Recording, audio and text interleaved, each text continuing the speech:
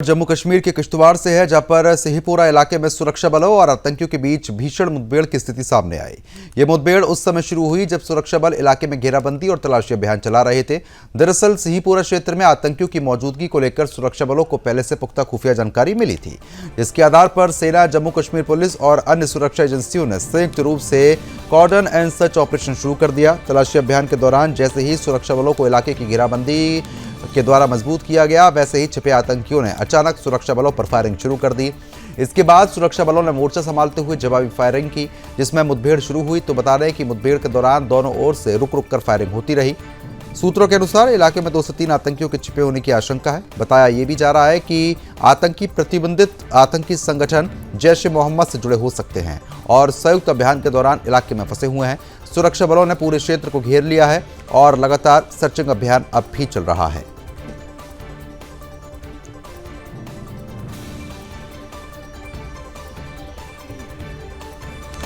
संवाददाता जम्मू कश्मीर से रोहिल हमारे साथ जुड़ गए हैं। रोहिल, जिस तरीके से 2 से 3 आतंकियों के छिपे होने की संभावना है, मुठभेड़ लगातार देखने को मिली है, इस मामले में भी क्या अधिक अपडेट आपके पास है? देखिए, मैं आपको बता दूं कि पिछले कई दिनों से लगातार इस इलाके में सर्च ऑपरेशन सुरक्षा बल के जवान की तरफ से चलाया जा रहा था और आज सुबह जब एक बार फिर से सर्च जो है सुबह सुबह शुरू किया गया, तो वहां पर आतंकियों की तरफ से कुछ गोलाबारी जो है वो सिक्योरिटी फोर्सेज के ऊपर की गई है, जिसके बाद ही ये एनकाउंटर जो है वो शुरू हो चुका है। मैं आपको ये जानकारी देना चाहूंगा कि किश्तवाड़ और अनंतनाग का जो सिंथन का इलाका है, ये आपस में कनेक्ट होते हैं, तो इस वजह से पिछले 10 दिनों से लगातार इन इलाकों में तलाशी अभियान सुरक्षा बल के जवानों की तरफ से चलाया जा रहा था और आधुनिक तकनीक का इस्तेमाल किया जा रहा था। जबकि पहले दिनों हमने देखा कि चॉपर्स के जरिए भी लगातार निगरानी इस जंगल वाले इलाके की रखी जा रही थी, लेकिन आज सुबह जब आतंकियों के साथ आमना सामना हुआ, तो ये जानकारी सूत्रों से मिल रही है कि 3 से लेकर 4 आतंकी जो हथियार से काफी ज्यादा लेस है और ये कहा जा रहा है कि जैश आतंकी संगठन से जुड़े हुए बताया जा रहा है, वो इस इलाके में छुपे हुए हैं। और फिलहाल सुरक्षा बल के जवानों की तरफ से लगातार कोशिश की जा रही है कि बिना किसी कोलैटरल डैमेज के इस ऑपरेशन को अंजाम दिया जाए और जितने भी आतंकी इस इलाके में मौजूद है उन सभी का खात्मा आने वाले समय में किया जाए। लेकिन सबसे महत्वपूर्ण जानकारी ये सामने निकल कर आ रही है कि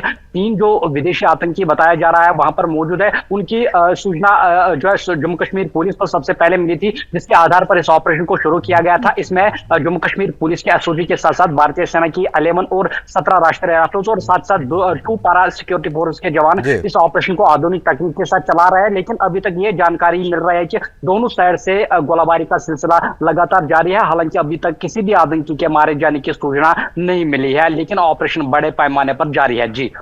अगर सर्चिंग की बात करते हैं, क्योंकि काफ़ी घनी आबादी वाला इलाका भी वो माना जाता है, तो और वहाँ पर किस तरीके से देखने को मिल रहा है कि जो वहाँ के मौजूदा लोग हैं, स्थानीय लोग हैं, उनकी तरफ से क्या प्रतिक्रिया आ रही है? क्योंकि घाटी में आतंकी घुसपैठ एक बार फिर से हो रही है। से इलाके की डेमोग्राफी के बारे में बात करें तो एक तरफ